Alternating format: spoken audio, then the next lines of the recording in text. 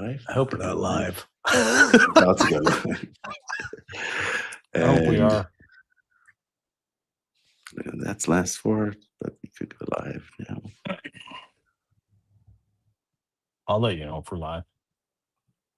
Oh, I think we're live. I see the red coming up here, buddy. There we are. Are we live? I'll double check on my channel. Oh yeah, we're live. We should be live. Are we on your channel too? We're on Denver Riggleman at Substack, ladies and gentlemen, former Congressman Denver Riggleman, the Breach Media, Riggs, I call him, or Den, or the Bigfoot porn specialist, America's Bigfoot porn specialist. No, I'm gonna attach that to you like a carabiner. It's a good one. It's a good one. I mean, I had no idea that, and it's obviously a new market. People didn't know there was a Bigfoot porn market until Denver brought it to everyone's attention. So I'm telling you, somebody else brought it to the attention. However, I will tell you this: I was gypped. I don't know if you guys know this or not. Let me tell you what happened. So there was an article. They called it the Riggleman Bump, where Pornhub had an 8,000% increase in Bigfoot porn searches. I didn't get a piece of that. There's a lawsuit there, you could bullshit. Actually, you should get a piece of that. I found out that there was a bunch of Chabad religious Jews that now own Pornhub. I thought that was the weirdest thing ever. That's who decided to buy Pornhub. Yeah, out of Canada. Yeah. Isn't that weird? Yeah, it's weird. It is weird. Hey, listen, I tend not to look down on anybody for their predilection to watching people do things with each other in loving and wholesome ways. The problem I have is that we have a Bigfoot porn specialist here. That is not loving, nor is it wholesome. However, it does fit in. We cannot fit in. No, it's a lie. But it was one that was perpetrated by the libs, if you will. So it's a lib conspiracy, and we'll get to it in just a second. But I think what Denver you're talking about when you wrote a book called Bigfoot is Complicated, and you did that because you wanted to prove to people that there are a lot of different similarities between conspiracy theorists and MAGA, Bigfoot and UFO chasers, which if you've read Bigfoot is Complicated or any excerpts from it, he's 100% right. But here's the great part. After it came out, where the left is like, we need to go get that MAGA Republican Denver Riggleman who just likes to talk about conspiracy theories, they said his real penchant was for Bigfoot pornography. They did. I don't get the attention of the MAGAs, but here's the thing. I think you deserve not only credit, you deserve revenue from hirsute porn. Porn where there's a lot of hair. Isn't there a 70s Greek porn? I agree. There's a market for that, right? There's a furry market. People who are very interested in that now, they could be the furry Bigfoot market. I'm honored and humbled that you would think that I deserve such an honor, like such honorarium. We have so much news to go to today. It's going to be exciting. But I'm not done with this piece. You're still there? You still ruminate on Bigfoot? Well, just to kind of put a bullet in it, Denver had great intentions. Olivia Wilde's mom, who he was running against in Virginia, was the one that basically said, my MAGA or my GOP nemesis. Yeah, MAGA was. Yeah, it was Olivia Wilde's mom. That was like it was, and Olivia Wilde was dating Jason Sudeikis. She was dating Jason Sudeikis, and that's how I got on Saturday Night Live.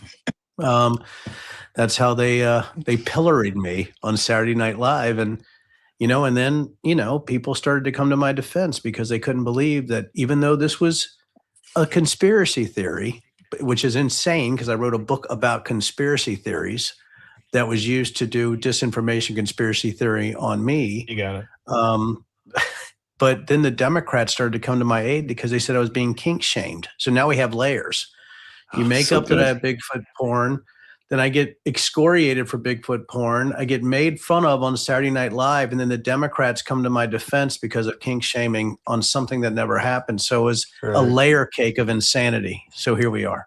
And then you help save the Republic through your incredible work as an investigator for the January 6th committee. So it all makes sense, really. Yeah, he wasn't mad at America for being named America's #1 kink shaming Bigfoot porn guy. Unbelievable. He went to work for America. That's how altruistic Denver is. Not even being framed as America's #1 Bigfoot porn guy. He was like, you know what? I'll take it, and I'm just going to go save America, join the J6 committee, and let Ginny Thomas and Clarence get away with murder. So that's Yeah. And you're #1 on Google Images.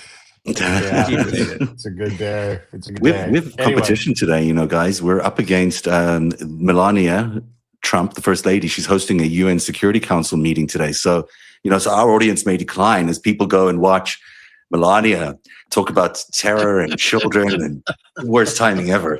We'll dip in as soon as she starts, just so everyone can, you know, we get to see her, get to know who she, you know, what she's doing. I'm sure it's a really appropriate day to have Melania chair this meeting. I can't imagine who came up with this timing, but it's top notch. Anyway, yeah. Glad you're all here. Glad Denver's here. Let's get to the Fivestack, the 5 biggest breaking news stories of the day with former Congressman, a J6 committee member, and just all around beauty. That's how we refer to guys like him in Canada. He's just a fucking beauty, guys. Denver Riggleman. That is Mr. Zev Shalev, narrative.org. I am Dean Blundell from deanblundell.substack.com.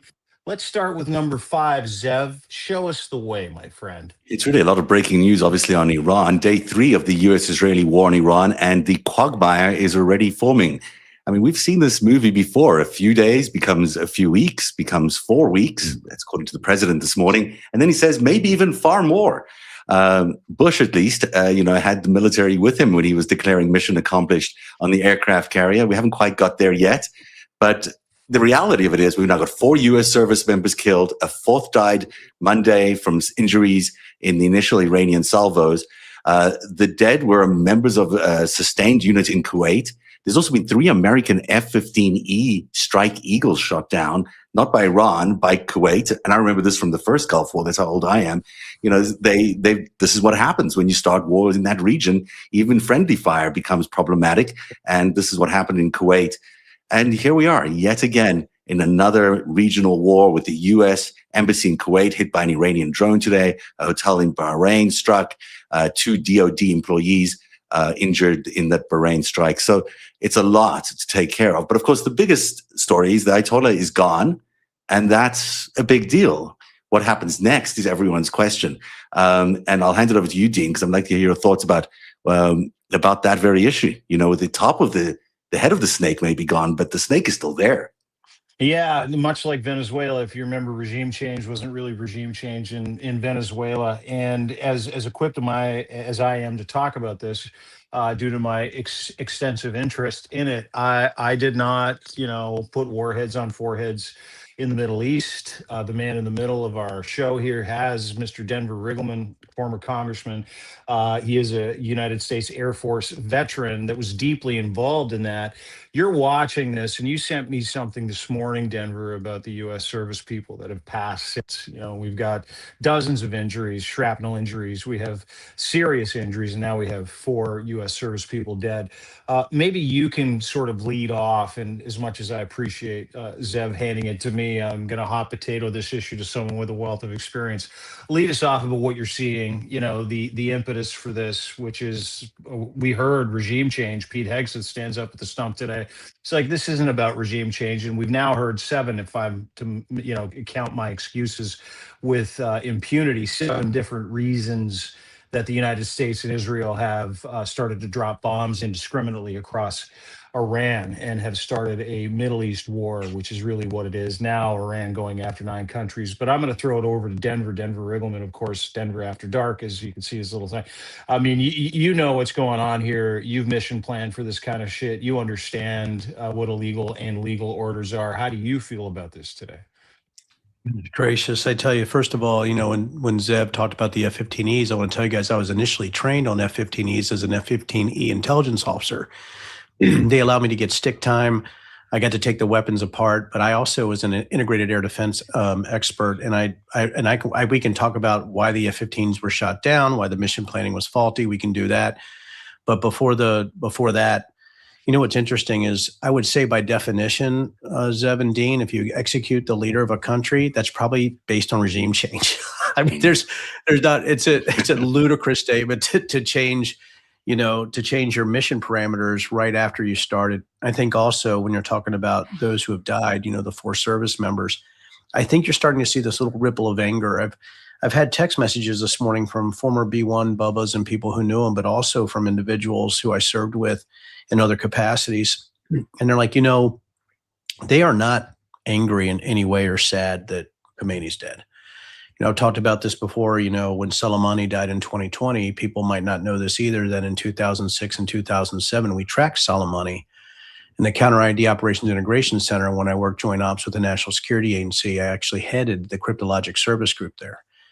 And, so the fact that Soleimani and Khomeini are both dead after what they did to our troops in Iraq, people don't remember that Iran actually did the resupply into Iraq for IEDs. Improvised explosive devices. So I was part of that planning to try to stop that.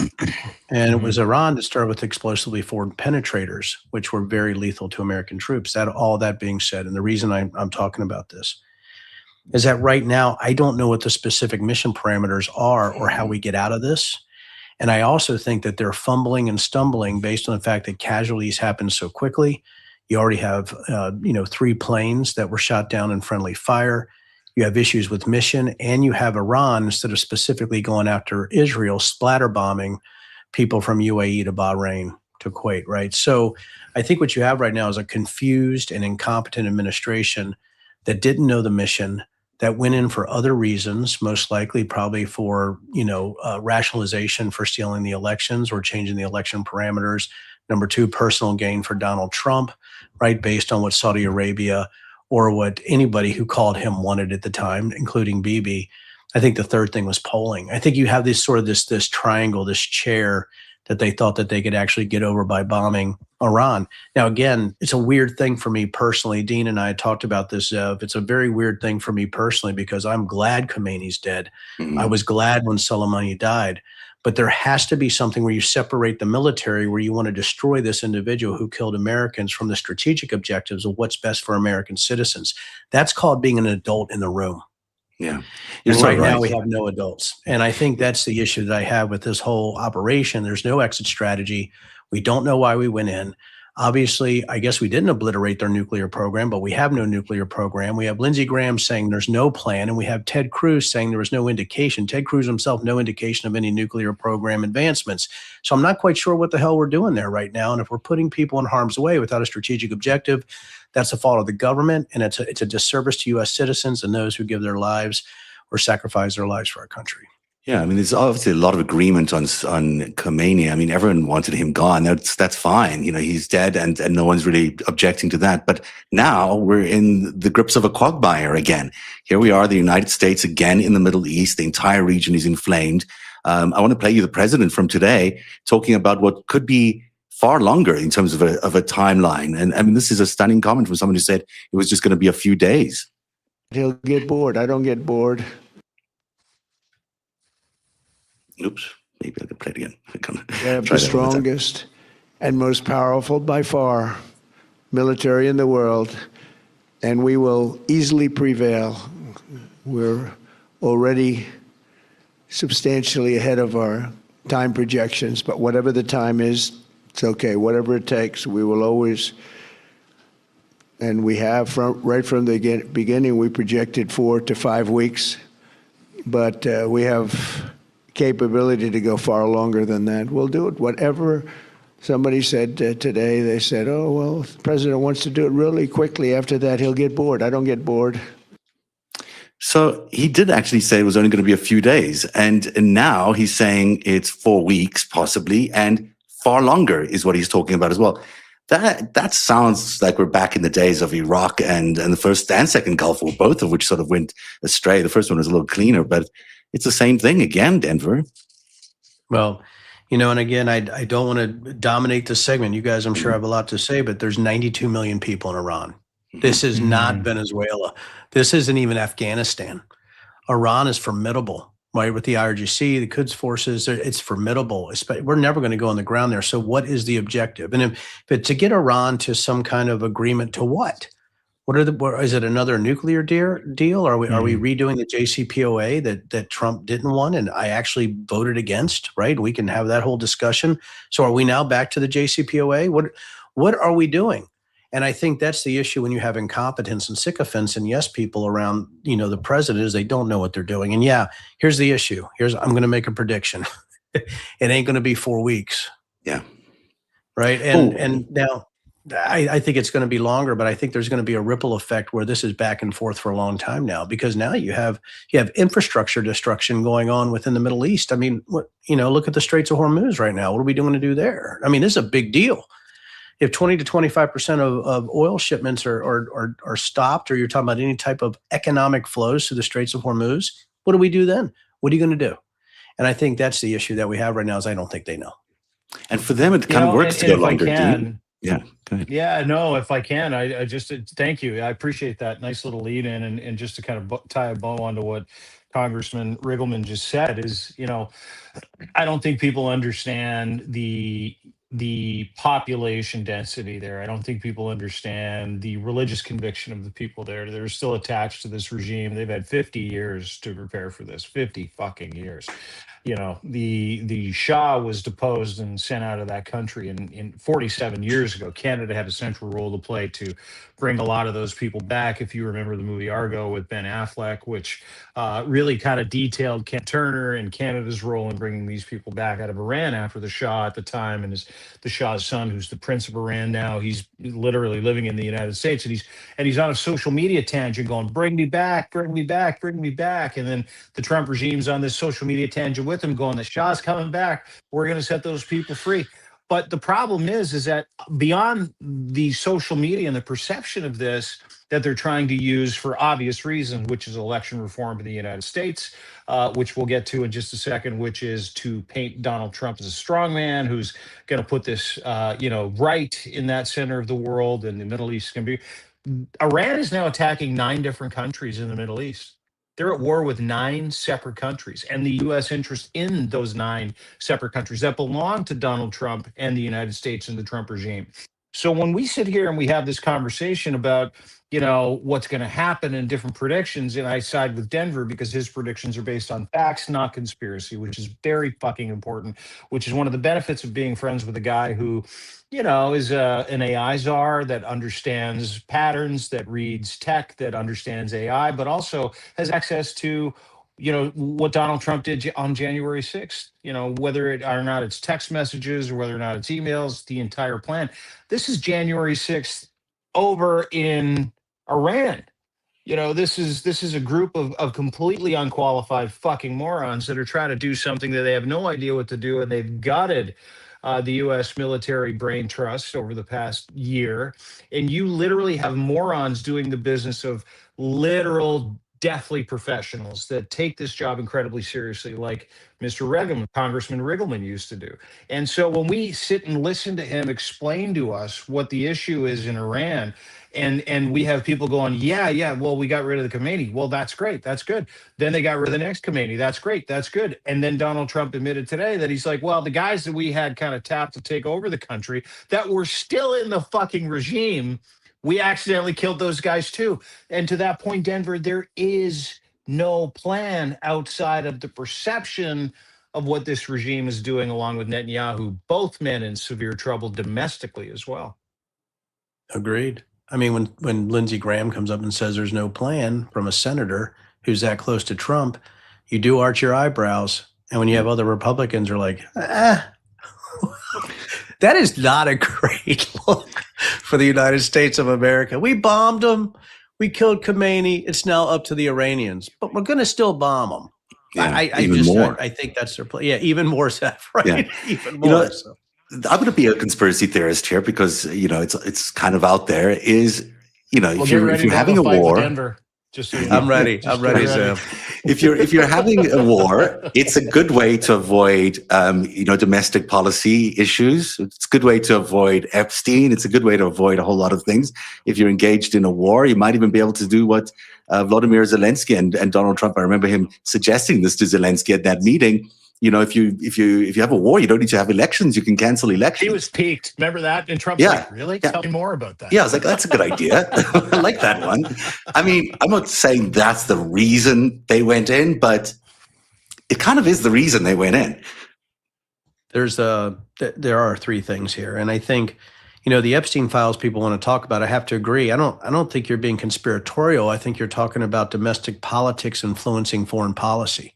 I think there's a big difference between criminal conspiracies and strategic decisions that could be damaging, where you have a president who is he's on the moron line, right? He's cunning, right? But he's going to take a bunch of yes men. But I think what he was told, the CIA told him no, that as soon as Khomeini was killed, and Zev, I actually have a point to this, you're going to love it.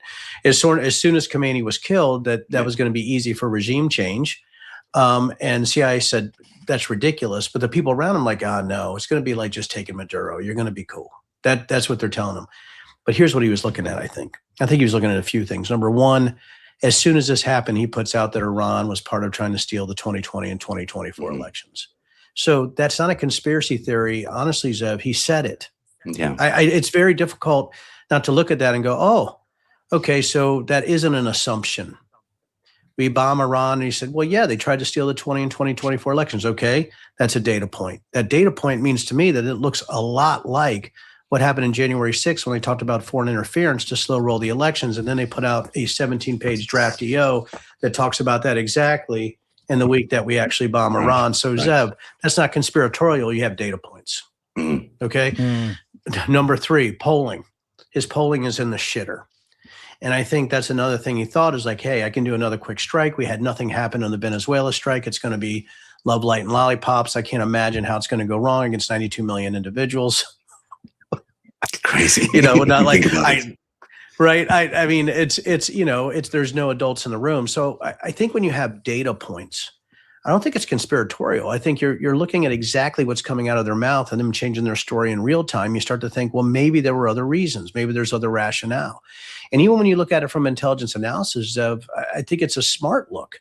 I think because when you have no real reason to go in, if it's not to stop their nuclear program, if it's not for the preemptive attack, which the Pentagon just scuttled today. I don't know if you guys saw that there was no indications of a preemptive attack. Everything they said was a lie. There's nothing imminent at all. It's like UAE. What is it? What was in the last Gulf War? I can't remember the term that Colin Powell went in there and did his whole spiel about weapons of mass destruction. Sorry, yeah, I just lost it there. But it's the same thing. There's nothing that didn't exist, and this doesn't exist. There was no imminent threat of anything. What you point out about the population size, there are 90 million odd Iranians. If there's 30%. Supported the Ayatollah. 30% were deeply supportive of the Ayatollah, very much like 30% of Americans support MAGA. That's it's 30 million people thereabouts. That's a lot of people who are very careful about what they believe and are devoutly, supportive of that kind of leadership, theocracy or whatever you want to call it. That's what they were doing over there. That's not going to be that's going to be easy to suppress. You can't suppress 30 million people who believe in an idea.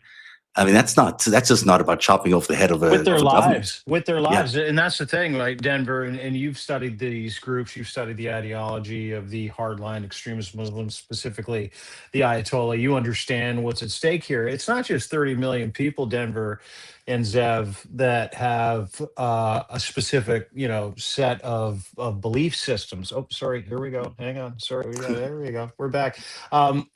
You're talking about 25 million that are part of, if I can't remember the name, the Bafsha. You're talking about 25 million volunteers, hardline Muslim volunteers, that are currently in Iran and armed and ready to die with a pipe bomb or a suicide vest or a fucking rifle. Give them a rock. They'll go out and fight on behalf of their religion. That is how intensely trained and propagandized these people are. Then you attach the afterlife and martyrdom, which is a big deal in that area of the world, Denver.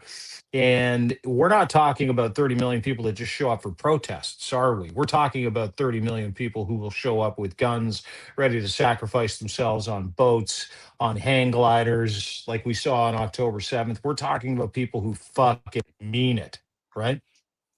We do. And, You know, you got to, people forget that Iran is a massive state-sponsored terrorism group, right? Organization, what they do, like for Shia militia groups and things of that nature. So again, I just find it a little interesting that we thought it was going to be a walk in the park this quickly. Yeah, that we said we might have obliterated them with a few bombs with their nuclear stockpile and things like that, or their ability to build nuclear weapons. But the thing is, when you actually go in serious and you assassinate the head of state, and I can go into all of that too, because once you assassinate one head of state, your head of state becomes vulnerable, which has been one of the reasons why you try not to assassinate heads of state. It's just one of those things, right? And I think that's another issue that we have, is that to go in and assassinate the head of state has put this at a level I don't think we quite understand. We didn't kill Maduro. I don't think people realize there's a huge difference between taking somebody and literally destroying them, annihilating them, right, with a penetrating bunker buster. And I think that has changed the scope of this to where now some people believe this is a fight to the death. And when I say some, I mean millions, just like Dean pointed out. Trump said the other day that it was, he got Khomeini before Khomeini got him, alluding that there was some sort of, assassination plot, and there was, to try and kill the president, supported by the Iranians. So that is in fact true. But it reminded me of that first Kuwait invasion, the first Gulf War, where George Bush, the son, went after Iraq for what was an assassination attempt against his father, if I'm not mistaken. And that was the premise, one of the premises for that war. We're sort of seeing the same sort of wag the dog kind of scenarios show up again and again and again when Republican presidents are in power. Am I just misreading the pattern here? But it does look to me like when that happens, George Bush, whether it's I'm trying to think of where Donald Trump, of course, but in the other wars that we've been in, it's always been Republican presidencies that have led us into these wars, and they all seem to be led by some sort of wag the dog kind of scenario where you've got Israel or some other player helping them along in this decision to ignite a war. I think it's a great question. And I wish I was sitting in the room when they made these decisions, but they won't let anybody with an IQ over 80 in the rooms now in the White House. So, so I wish that, I could have done that. But I think what you're looking at, Zev, is you're looking for a search for a reason to do that, or some kind of rationalization, again, of why they attacked Iran. And it goes back to your original point, Zev. You thought you were sounding conspiratorial. It's just really difficult not to take exactly the words that they're saying and say, well, maybe they mean what they're saying. You only have the data points that the government's going to give you unless you're looking at data that's coming in from the battlefield, or you're looking at other types of leaked data, or you're looking at things of that nature, right? Or maybe source data that's coming from the media. You only have so much that you can pick and choose from. And so if somebody comes out, if they actually come out and they say, listen, he tried to kill me, I got him first. Well, it was about the nuclear program, or it's about a preemptive strike. And as you knock down all these other things, they're getting down to the base to like, well, why did we attack them? Well, maybe it's because Israel and Saudi Arabia gave me a phone call. Maybe the fact that we have that validated reporting, now we're starting to get data points like, okay, are we just a massive combat arm for MBS and BB right now? Mm-hmm. Is that what we are? I mean, and the fact is what he already did with Qatar, right, by enriching himself in Qatar and by the deals that he's making. And I don't know if you guys saw that Eric or Don Jr. just announced they're building another Trump Tower somewhere in Qatar or something like that. So you have all this happening simultaneously. So now you're taking these data points and you're like, okay, so is this about personal enrichment? Is it not just about the Epstein files, right? Is it not just, these weird things that you might come up with because they've said it, or is it not just about, these little things he's talking about right down the line with polling? Is it not about the proposed executive order for elections? Is it not about, are we talking about economic? Is it economic, right? Is he trying to personally enrich himself again? You can only go with what you have with the data that you have. But if the data is mismanaged by the federal government and they can't get their story straight, and think about what I'm saying here, they can't get their story straight, you would think that they would have a strategic objective, mission, and talking points all the way from the National Command Authority all the way to the combatant commands, where you have the press individuals doing the same messaging every day. This is why we're doing it. This is why we're doing it. But now you have the Pentagon disagreeing with the White House. Their messaging is disagreeing with the DOD. That message doesn't really seem to be transferring to the combatant commanders.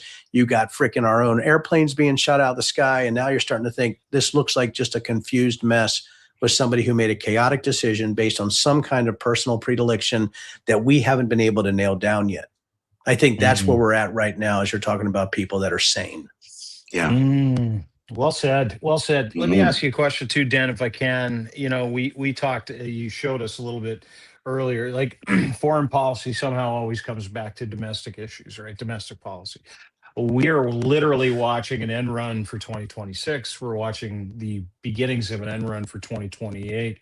And I want to talk about this 17-page memo that really fits into any sort of military goodwill that we might see for the Trump regime that comes out of this, depending on who's really happy, who's really sad that the Ayatollah is dead and the United States have actually attacked Iran. And then the tweet that he put out today to attach it to this memorandum, or the True Social post that he put out the other day, which said, hey, as you pointed out, Iran interfered in 2020 and 2024 on top of the other excuses. But there are real teeth that are put into this 17-page document, which you have in front of you, that you've popularized a little bit to help us understand what Iran means to the midterms and what Iran and what's going on in Iran, and this ridiculous notion that Donald Trump attacked Iran to help people or to safeguard the United States, because this is literally a point that you brought up the other day when we were chatting, and this 17-page memo that you have in front of you. Maybe you can shed some light on that memo that helps us understand how this affects what Donald Trump intends to probably do to Americans in the United States because of what he decided to do to Iran the other day. No, and talking to you and Zev, you know, it's almost to the point I feel like I need a 6-week course on the translation from the 2021 conspiracy theories to foreign interference election pipeline to the day. You know, it's so... But it's actually sort of easy. You know, in 2016, Roger Stone started this whole stop the steal stuff because they thought they were going to lose to Hillary Clinton.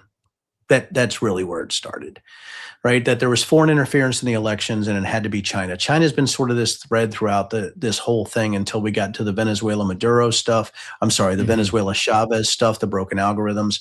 But I don't know if you guys remember the Italian satellite conspiracy theory. Oh, yeah. So was it Italy? Oh, yeah. Or was it the Borrowings Chinese there. servers? Yeah. Was it Chinese servers? Do you guys remember the German server farms? Do you remember that they were going to attack the German server farms in Germany? Because that's right. actually, I know, Zev. I bring up these people like, oh, wait a minute. Yeah, it's Italy, it's China, it's Venezuela, it's Germany, right? And by the way, do you guys know there was an Air Force general named Thomas McInerney, 3-star general, and he said it was an NSA secret program called Hammer and Scorecard. That's actually what it was. But you know what? It was the deep state and the globalists that were actually manipulating that.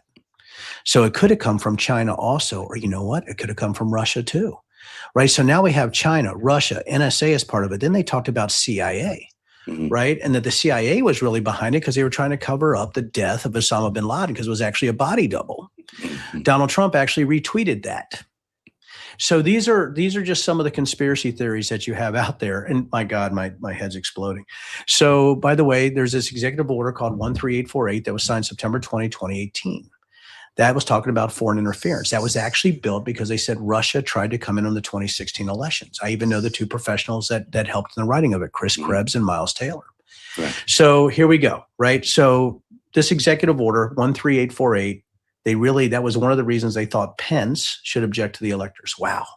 Right. And now this is after all the conspiracy theories, guys. If I go through all the conspiracy theories, this is a 5-hour show and we don't have time to talk about Chinese bamboo ballots right now. Okay. So, all right. So anyhow, so then after there was a meeting in the White House, December 18th, between 3 major people and some others, right? Patrick Byrne, the CEO of Overstock and the Nutter, right? Yeah. Mike Flynn and Sidney Powell. They were snuck in by a guy named Garrett Ziegler. Garrett Ziegler being the guy who released the Hunter Biden laptop contents and said that Hunter Biden is the right. It's all the same folks, right, guys? Yeah. Anyway, we can go into all the conspiracy theories and the nutters out there that are grifting and making money and mining the ignorant. And now we have all this bizarre stuff going on in our government. Anyhow, Sidney Powell builds a draft executive order on December 20th that generalizes, makes it easier to seize voting machines and have military come in and take over voting. They thought they could do that with the original executive order signed by Trump. Well, guess what? There's a new one. They're going to call it EO 14248. Here it is. And these 17-page executive order talks about China, and other things stealing the election, but I want to read you guys some chilling sentences from the first line.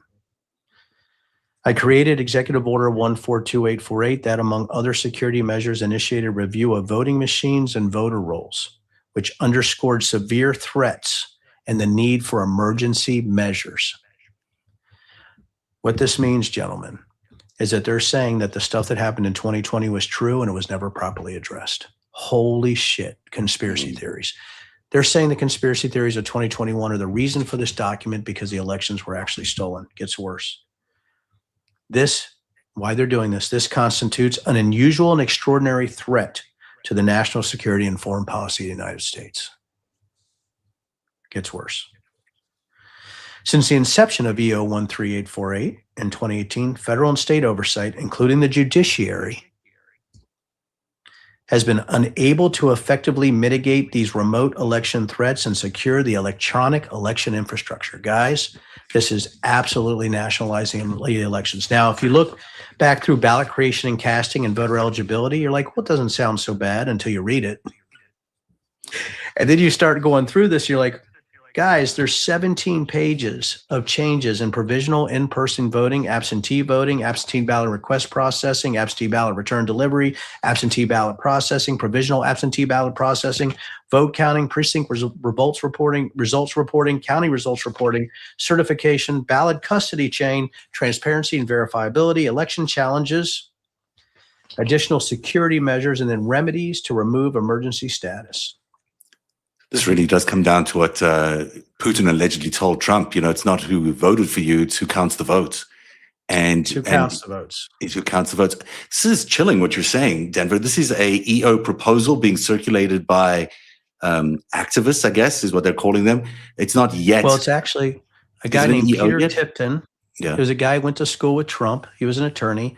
But what's interesting is that Trump goes, well, I never heard of this. Well, he's the same guy who said he never heard of Project 2025. And now he says that's sort of the guiding, light of his administration with Russ Vought and those kind of guys. So again, the fact that this draft executive order was leaked and the fact that the fact of was leaked to major multiple publications is indicative of them seeding the ground, right, to let people know that this is the direction that they're going. And this helps their far-right influencers start to seed the ground also. And that's why this is exactly the same playbook from 2020 and 2021 in the stolen election conspiracy theories. That is really chilling. I mean, there's no other way to look at that. I mean, and there's also very little that's going to stop them. I mean, if you think about it, there's not not enough votes in the House, I don't think, to stop them. And there's really, the courts are the only thing that could really put an end to this kind of fantasy dream or fever dream that they have, that they can somehow steal the elections again. But let's be honest, they were successful before, twice now, as far as I can tell. Are they going to? Is the pattern going to change now? It's not really going to change. Well, I think there's two things here, and there's courses of action. And again, I try to be very specific. I'm not quite as exciting some days because I do the courses of action. It could be they release this just to chill people, to disenfranchise voters.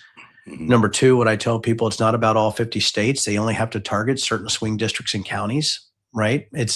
They can say it's just this county in Michigan. It's just this county in Arizona. It's just this county in Georgia, right? Everything else is great, but the Chinese are in here. Italian, they weren't all over here. They weren't over. They were over here. So I think that's the issue that I have, but I don't want people to panic. Like all of a sudden we're going to have, some military individuals at picket lines, or you're going to have DHS or ICE, but there's a possibility. And that's what they wanted when they wanted Pence to object to the electors. And I tell people that all roads led to Pence when they failed in their court challenges. Sidney Powell and the Kraken lawsuits. That's why there was so much pressure on Pence, because if he objected to the electors, we were in the worst constitutional crisis since Civil War. There's no way around it.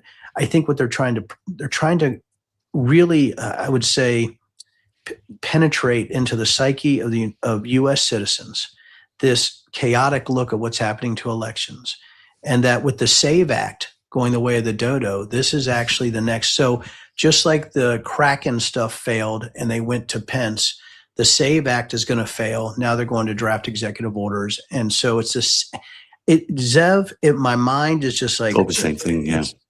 It's the same freaking pattern. And, they came so close to succeeding the first time, but now there's no checks or balances on the president. There's no more of the lawyers like Cipollone or Hirsch surrounding the president to talk any type of sense to him. It's just nutters.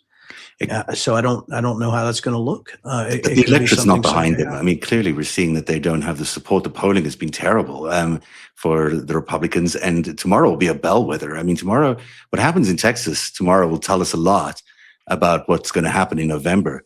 And then we're jumping ahead here in the countdown because we're not really doing a proper countdown today.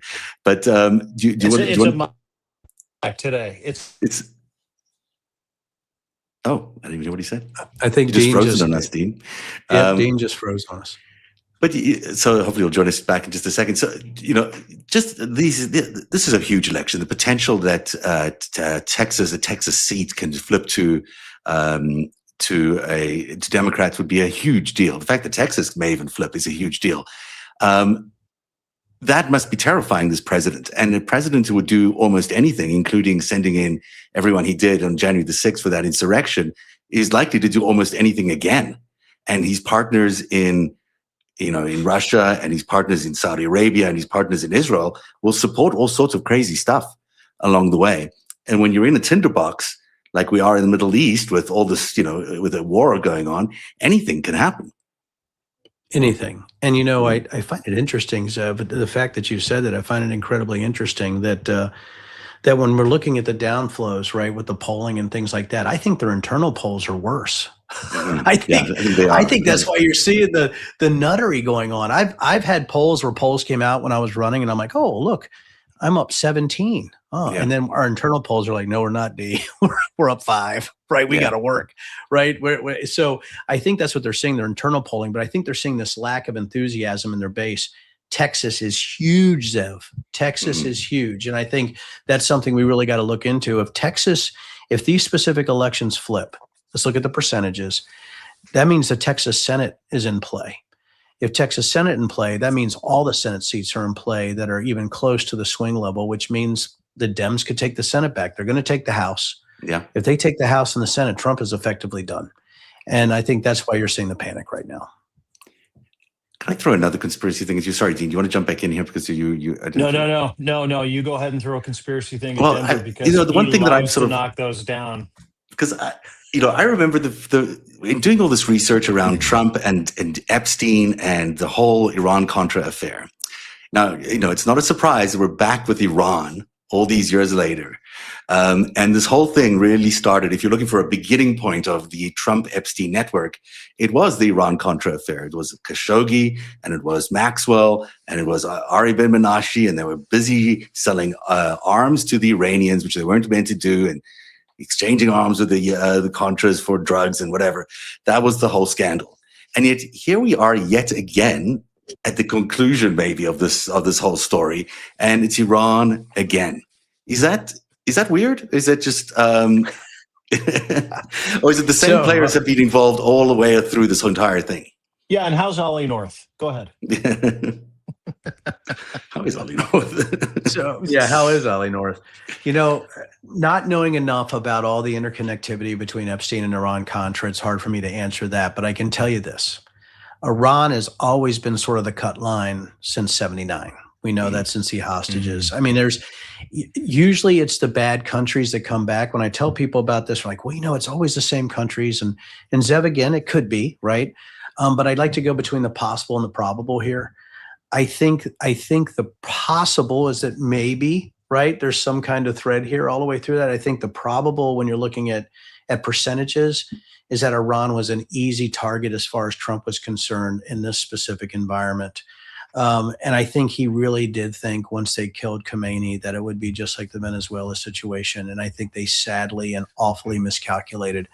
And it always comes back to Iran. It always comes back to same countries that are state-sponsored terrorist countries like Iran. And I think Iran's been in the wheelhouse since 79. And I think really it looked like a target of opportunity after he said he obliterated their nuclear program. And then when he had Israel and Saudi Arabia call him, maybe there was some backdoor deal we don't know about that incentivized him to do so, and that's why he did it. I think that's maybe more likely. I have a question for you too. I have a question for you because in terms of it being more likely, like I don't think Donald Trump has the scrote to go after Iran to cover up what he did 50 years ago or 45 years ago. I just don't think he does. But I want to talk about the goodwill that comes from this, from many different areas of the world, knowing that the Khomeini's dead, knowing that the IRGRC is being attacked, knowing that, a hardline, dictatorial, murderous regime is getting its ass handed to them by two countries that have said in the past, that we're here for democracy, and I know that in Israel, Netanyahu is to the Israeli people, the Jewish people, what Donald Trump is in the United States to Americans. He is looked at as a dictator. He is looked at as, pardon the word, but a fascist, an authoritarian who's trying to skate on other issues that he has. Donald Trump is doing the exact same thing. So to me, this is a crime of opportunity for Trump and Netanyahu. But I want to get to something that you said earlier, because the New York Times, Wall Street Journal, say what you want about the ownership of both of those rags, but they put out some pretty interesting reporting recently, to your point, that said, hey, Saudi Arabia, MBS, was lobbying Donald Trump to attack Iran. Netanyahu was lobbying Donald Trump to attack Iran. And as most things, if you know anything about Donald Trump, usually the last person in his ear to tell him what he gets from any kind of action is the person that wins, right? And I want to lean into that a little bit, Denver, because it's hard to explain to people. I was talking to Lev about this earlier. And, for Iran to be at war with traditional allies, traditional religious, military allies, cultural allies right now, and then to find out that MBS has been in Trump's ear to go, hey, go attack those guys. To find out that Israel has been in Trump's ear is less, revelatory in this list of people that have told Trump, hey, psst, do us a favor. Take out the Khomeini and take out Iran. But those are the reports that we're getting. Can you kind of cascade that for us and explain it if you can? I can. It's interesting when we talk about data points and the difference between conspiracy theories and criminal conspiracies. I think there's a big difference in those. So if you have data points to prove one thing, that could be a criminal conspiracy, right? If you're talking like I got abducted by an alien Bigfoot, that's a little different, right? That's an extraordinary claim that demands extraordinary evidence. So if you're looking at what's going on, what's the past performance on Trump? The Qatar jet, right? New Air Force One. How about all the real estate deals? How about his personal enrichment since he's been, what is it, $3 billion since he's been president? That's increased as well. You beat me to it, Zev, right? I was going to go, then you have Kushner, right? Well done, right? Then you have Kushner and you're looking at, so he has these family deals and specific deals that deal with him, with the Middle East, where he's enriched himself and his family. And now you just have the last real estate deal just actually announced by his family while he's president. Oh. So I guess I would be less surprised, Dean, if this wasn't for personal enrichment, right? And it was actually for the American people, right? It's because that is the data. That is the past performance. This is a man who used the United States to enrich himself. That's what he does. But why do the Saudis want Trump to attack Iran? Like, that's the question I would have for you. Well, to attack Iran? Well, you're talking about actually oil refinement also, and you have the Straits of Hormuz. I mean, Saudi actually having a say in what's going on in Iran. Are you kidding me? Plus, you also have the Shia-Sunni issues. I don't think people really, there's also so many religious issues, but it's actually economic. It's always about the money, right? So this is about the money. So it's going to be refinement. It's going to be oil. It's going to be control. It's going to be geographic control. This is about Saudi being the big dog in the Middle East, my friends. Yeah, and Iran was supporting the Yemenis, the war on the other side of the Yemen for the Saudis were fighting against. So that was a big issue for them too, and really upset them. So that's another factor. But it's interesting another factor. Yeah. So I guess I'm not that surprised that we're here. We have a transactional president who values what happens to him first, and he's been able to paint that in some kind of "Make America Great Again." With a huge voting bloc that believes the propaganda and disinformation. Sadly, I have 1 minute or 2 minutes before I do have to go to my 4 o'clock, and I apologize to both of you. I would rather stay and do this right now. It's so much fun. But, so I think this is about about geographical control. It's about economies of scale, but it is about, I think, personal enrichment of certain individuals that might be involved in this bombing of Iran. Shocker. Denver Riggleman, ladies and gentlemen. I need everybody to give him a follow. He's got to go. Sadly, one this of was the awesome. great. Yeah, dude, I fucking love having you here. I mean, That's where great. else do you get someone who's put warheads on foreheads in Tora Bora to explain to you how this whole thing fucking works, right? Like, and No, then you for guys a are brilliant. congressman, someone who knows the people. Now, dude, you are too. And I want to thank you so much for your time. You get out of here and go do the real business. Thank you, of the world, gentlemen. which is your And it own was an business. honor Thank to you be so with much, you Denver. today. It's Thank awesome. you. Thanks for being here. I got Denver you Riggleman, six. former congressman, leading the show right there. So nice to have someone like him on. And he's so smart. Isn't it great? Yeah, really Well, smart. like, listen, one of the things that like we can chop it up here all day long, and I love, like everybody else, I love the attention. I love the fact that we have so many people that rely on us for information. But one of the things that's really important to Zeb and myself is that we bring stakeholders and experts into these conversations. Like we can sit here and talk about the morality of an issue. We can talk about the logistics of an issue. We can talk about the conspiratorial aspects of any of these issues. We can do that all day. But to center ourselves, we got to be around people who are fact-based, people who understand the rules of engagement, people who have done that job, people who have trained people on F-15s, B-52s, to Denver's greater point, people that have put warheads on foreheads of people like we're seeing happen in Iran for the United States of America when its reputation was golden and solid. Because they can walk us through the moral exercise, but Denver, a guy like Denver can walk us through the actual logistical aspects of this. And it's very difficult for all of us to get a handle on what's going on around the world, specifically in Iran with what's happening, because there is a lot of political, religious goodwill for the end of the Iranian regime. Yeah. Zev. There is, and it's hard. No one's going to argue against that. It's just no one likes the regime. It's been a burden to the world. It's been a terror sponsor. There's nothing good that happens out of the Iranian regime. No. In fact, it's been a very useful foil for the rest of the world too. Like it's been good to have it as an enemy, and it's the kind of thing that I just feel like they could have waited on this. This didn't have to happen this week. There was nothing imminent. There was nothing that meant that this should happen right now.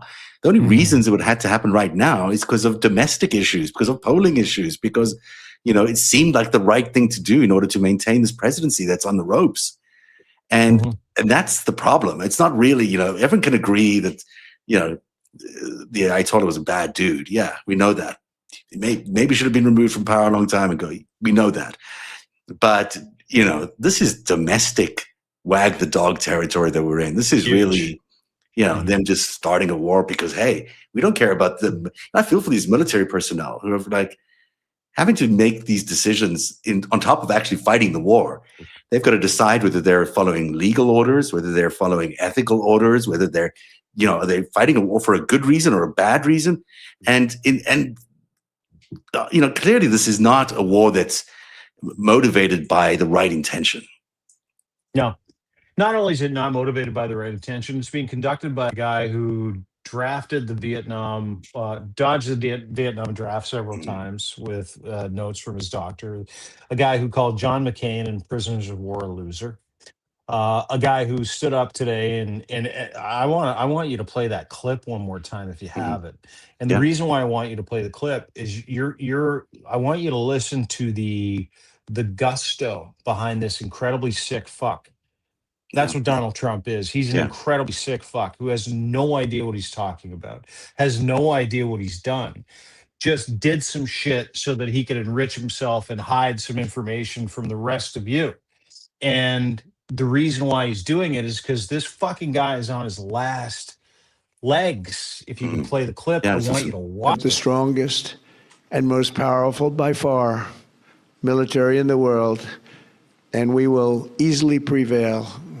We're already substantially ahead of our time projections, but whatever the time is, it's okay. Whatever it takes, we will always, and we have right from the beginning, we projected 4 to 5 weeks, but we have capability to go far longer than that. We'll do it. Whatever somebody said today, they said, oh, well, if the president wants to do it really quickly, after that, he'll get bored. I don't get bored. That is a man who is bucket listing shit at this point. Yeah. That is a sick, unwell, dying president who doesn't give a shit who dies, specifically the 4 service people who died, specifically from what I understand, which is now 12 service people and close to 40 individual U.S. servicemen and women who have been injured severely or otherwise, because they're lying about that too, from our best estimate. And he's standing there going, I'm gonna do this as long as it takes. And he can't talk, and he's breathing stumbling. heavily, And I don't know if he's like doing one of these in the middle of it, like my grandpa did when we go to Sunny Acres group home, and in between sentences, he would make the same fucking noises. Yes. No, it really is. That man He's really is not well. sick. And so if you think that he's going to exercise any kind of compunction to do the right thing in the long-term best interest of the United States, when the only thing he gives a fuck about before the lights go out in Trump Central, you're crazy. Yeah. He doesn't care. I want to play you another clip from Hexeth today, because talk about moronic. I mean, this guy is in charge of the armed forces as the start of this war is taking place. Let's listen to Hexeth. Thus far, and Sorry. this is not Iraq. This is not endless. I was there for both. As the president warned, an effort of this scope will include casualties. War is hell, and always will be. A grateful nation honors the 4 Americans we have lost thus far and those injured. The absolute best of America. But the thing is, it is potentially another Iraq, and it is potentially another endless war, and it is all the things he says it's not, and it is about regime change without a plan, without an idea of what to do on day one. Like, I mean, yeah, they got rid of the guy, but if it's true what you were saying, was you or Denver was saying about the next in line being shot as well, or being killed as well, they did have a deal. You know, the president has had deals with the IRGC for a long time. The Baku Trump Hotel was funded by the Iranian Revolutionary Guard, so he knows the people in the Iranian Revolutionary Guard, as does Ivanka, who, by the way, was in charge of that project. So Ivanka knows all the people there, and I'm sure they're familiar with all sorts of people there. But if they had killed the people they had next in line in succession during that meeting, who knows if they've really got a secure second-tier plan, if they have a plan for the next day. They have no plan. And that's the whole point, right? Like, you know, the news that we're getting today isn't that they just like fucking decapitated the IGRC. They decapitated the people that they had been working with and had warned, according to our sources, had warned these people, hey, stay out of harm's way, stay out of these areas. And they killed them too. And Donald Trump was asked about that today. He goes, yeah, the people that we tapped to take over Iran, we killed them too. So we don't know what the plan is. And then Lindsey Graham today came out. He's like, there's no plan other than awesomeness, guys. We're so awesome. We're showing you our awesomeness. And everybody's sitting around here going, really? You just legitimately opened up generational terroristic trauma. Yeah, absolutely. And those 30 million people, 25 million people. Every asset of the United States in the region and at home. And let's talk about sleeper cells. You know, we saw something happen in Texas yesterday, 2 days ago. Yeah. There's a mass shooting in Texas. Guy is really pissed off at what went on in Iran. If you think that's the only sleeper cell out there, you're crazy. That's what that guy was. And it's not just in the United States. These Iranian sleeper cells have been practicing and getting ready for this for 47 fucking years, since 1979. Denver pointed that out. This isn't just about what goes on in Iran. This is about what goes on around the world, because like most countries who hate the West, who hate democracy, who hate capitalism, who use, you know, Muslim hardline bullshit to go and propagandize and radicalize people to stick pipe bombs up their assholes and or put on vests to walk into fucking medical clinics to explode those. They've been working at this for 50 years. Do you know how fucking unprepared the West is for this? Do you know what he has done? Yeah. Every major Western country city is going to be a target, not just for sleeper cells, But for anybody in any group of hardline Muslim, propaganda, any radicalized group around the world to go after assets that belong to the West. This isn't just about going after Donald Trump's assets in the Palms or in No, we're UAE seeing or it every going day. after American service They're taxing the people in bases, fucking all of Bahrain. it. Absolutely. This is about how do we fucking kill anybody who believes in capitalism today. And what a So Donald great Trump just way. hasn't opened up the United States to this. He's opened up every other country to this as well. What a great way to harm America's reputation if by luring them to another war in the Middle East. I mean, I can't believe we're actually seeing the same play again. But for Israel and for Russia and for, a variety of other forces, Saudis as well, this is perfect. This is exactly what they intended to do when they got Donald Trump elected for the first time. And now the second time, they wanted to draw him into yet another conflict in the Middle East, because you know what? That's a great way to drain the resources out of a country, to drain the morale out of a country, to absolutely embed your own personnel inside their forces, like they did in Afghanistan and other places. This is a gold mine for any Middle East country that is going to be coming to America for more support for their military bases in Qatar or Bahrain or wherever it is that they need those military bases. It'll just be a drain on the American economy in the same way that the second Gulf War was, the same way the first Gulf War was. I mean, this is just going to be another way for the Middle East to get richer while Americans lose blood on the battlefields in the Middle East. And that's just the reality. It's the same playbook over and over and over again. Yeah, that playbook is a mirage, right? How do we create these mirage? And I was reminded of that this weekend, and I think a good place to end the 5-stack, even though it was like a 2.5/3 stack today, so everybody can get on with their day. And I put a post about it. I was listening to the Beastie Boys this weekend. I was running around the house, and Sabotage came on from Ill Communication, one of my favorite albums of all time. And the lyrics made me stop with a Swiffer in my hand, literally. And I'm like, oh my God, these guys are talking about Donald Trump 30 years before Trump. I'm going to read you the lyrics. And this is really fucking prescient shit. It's really important. I can't stand it. I know you planned it. I'm going to set it straight, this Watergate. I can't stand rocking when I'm in here because your crystal ball ain't so crystal clear. So why you sit back and wonder why I got this fucking thorn in my side? Oh my God, it's a mirage. I'm telling y'all, it's sabotage. So listen up, because you can't say nothing. You'll shut me down with the push of your button.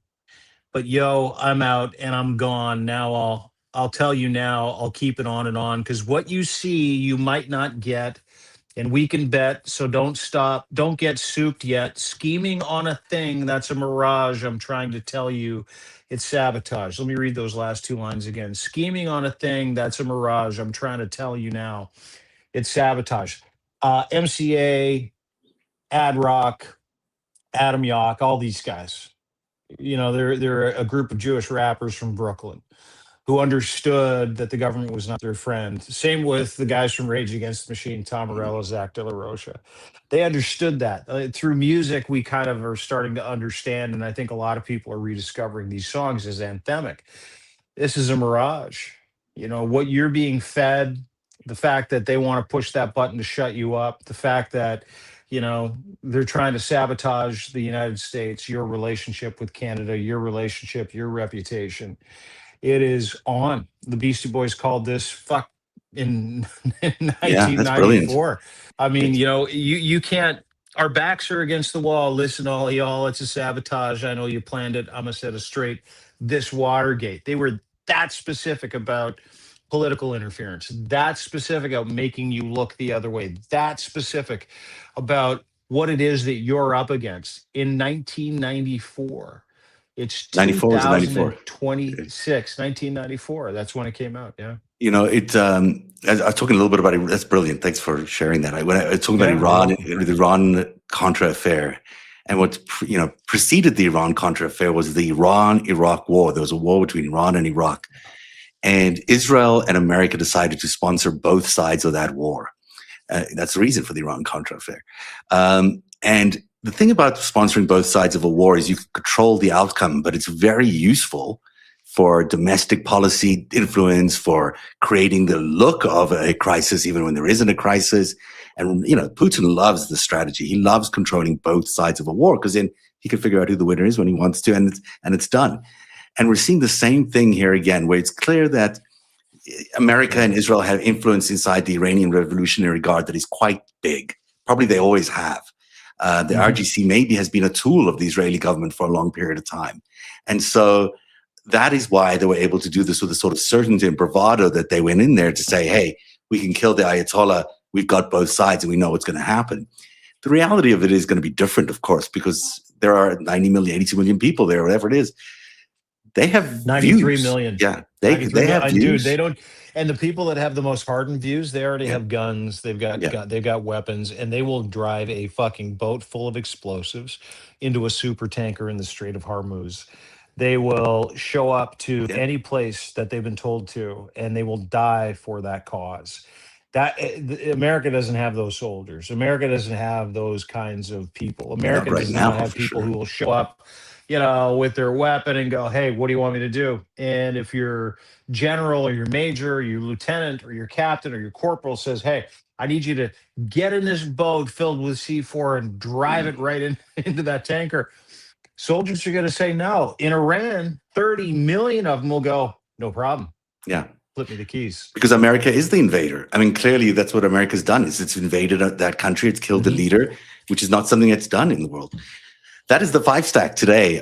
Thank you for being here. It's been a show dedicated to the Iran war, but it's certainly try to touch on some of these other things. Dean, your coverage this weekend was phenomenal at deanblendell.substack.com. Watched a lot of it. And your reporting about the Beastie Boys, I got to say, that story is phenomenal. And everyone can check it out at deanblendell.substack.com. It's really, really good stuff. Greatest anthemic song for 2026, Beastie Boys Sabotage. I know you planned it.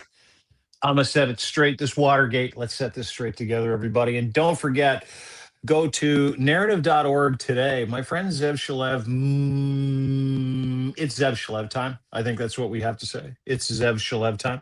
And when I say it's Zev Shalev time, my friend Zev has been on this heater for 10 years, quietly, privately, reporting about Epstein. Not just reporting about Epstein, but reporting about all of the things that go into where we're at today.